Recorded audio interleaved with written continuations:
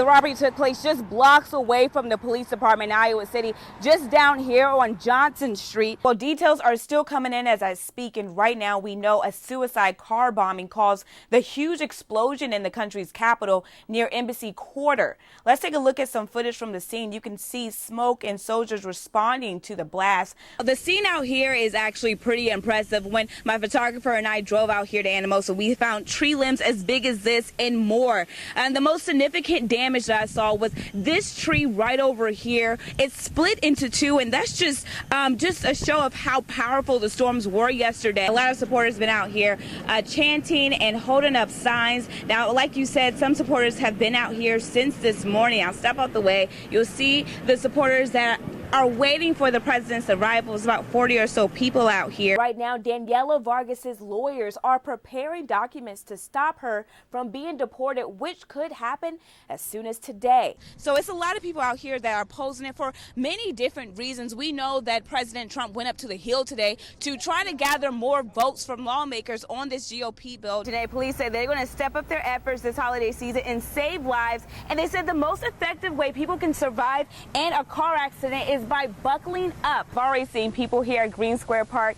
trying to catch them all, like this little guy right next to me. But doctors are warning players to be careful while they venture outside. Officers tell CBS 2 News that the altercation started just on this street right behind me outside of the Marion Library. Kelly, right now, what we do know is that a female was shot in the head. And take a look behind me and you will see all the police vehicles. Aaliyah Stute was surprised when she couldn't leave her house. We opened the front door. You couldn't even go out the front door. The tree was blocking the front door and the windows. A large tree fell in front of her home and blocked her family inside. The tree over here had come down behind, and it just covered the whole driveway, the whole porch, the whole front of the house. We had to come out the side door, and when we did, you couldn't come down the driveway. And it's just a mess. Aaliyah's husband started cleaning the mess this morning, and city workers are busy clearing the city's main roads. City leaders say power went out last night, but was quickly restored. Are you going to leave the house today? Yes, we're going to get this cleaned up and then start getting back on doing stuff that we need to get done. Now, the representative I spoke with from the city says if anyone wants to get rid of trees in their front yard, they should discard them here at the tree and brush dumpster. Now you can see they have two piles, one for brush and one for leaves. This is right across the street from Raiders softball field. And that's how they want residents to clean up the areas around their home. Covering the corridor in Anamosa, Stephanie Johnson, CBS 2 News. This picture my middle son took. Vietnam War veteran Jack Primer Tamayo. The two of them when we came back. Looked over photos from the last time he was in Washington, D.C. We had a fun time. It was a fast day when we were there for the inauguration, and it got kind of cold after the sun went down, but we didn't care. Joining the service was natural for him. Following in my family's footsteps. Family had always had a military history. So I just followed suit. And seeing the monuments never gets old. Yeah, I would like to see the wall again.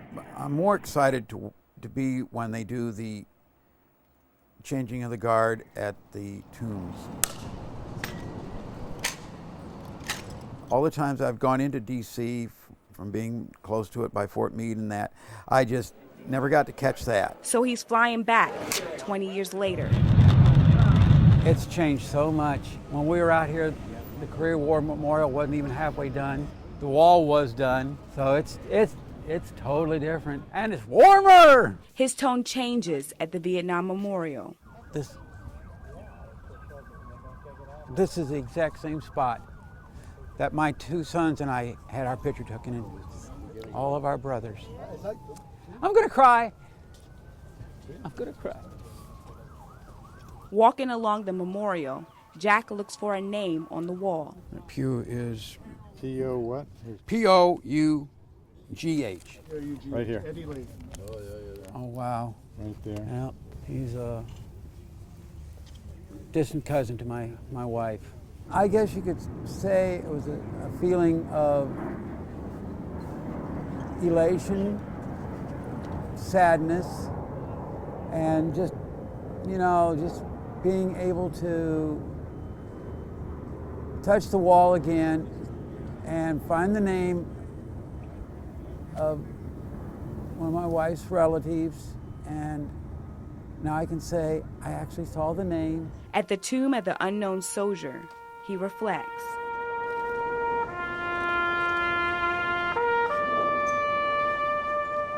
Survivor guilt. Why did I live and they didn't? Why did I come back whole? One of them didn't. So I was able to come to terms with everything and say, yeah, came back for a reason, and that was to raise my family. I've got the closure now. I really got the closure. I'm home, and I'm free. Not having to worry about nightmares probably anymore. This coffee shop is like any other shop in Iowa City until you head to the bathrooms. Some people, they look at the bathroom sign and say, oh, this is a man, this is a woman. I can't go in here because this is only for men. I can't go in here, it's only for women. And for some people, you know, I don't know, so why not make it easier on everybody? Yoha Harrell is the co-owner of the shop. He opened in January, and to him, gender-neutral bathrooms were a no-brainer. I wasn't thinking about it when we did it. We just thought like, hey, this could be like a good opportunity for us to do something nice for people. The owner says that people are so impressed with the gender-neutral bathrooms here at this coffee shop that some of them just walk in just to take pictures of the sign. Customers like Charlotte Elsasser appreciates the choice. It just makes me feel really good to know that like my partner who's gender neutral and my transgender friends can come in here and like feel really comfortable and just like go to the bathroom and not have to think about like which one they should use. We all, you know, human beings, and we all deserve the same treatment regardless of our thoughts or gender or anything.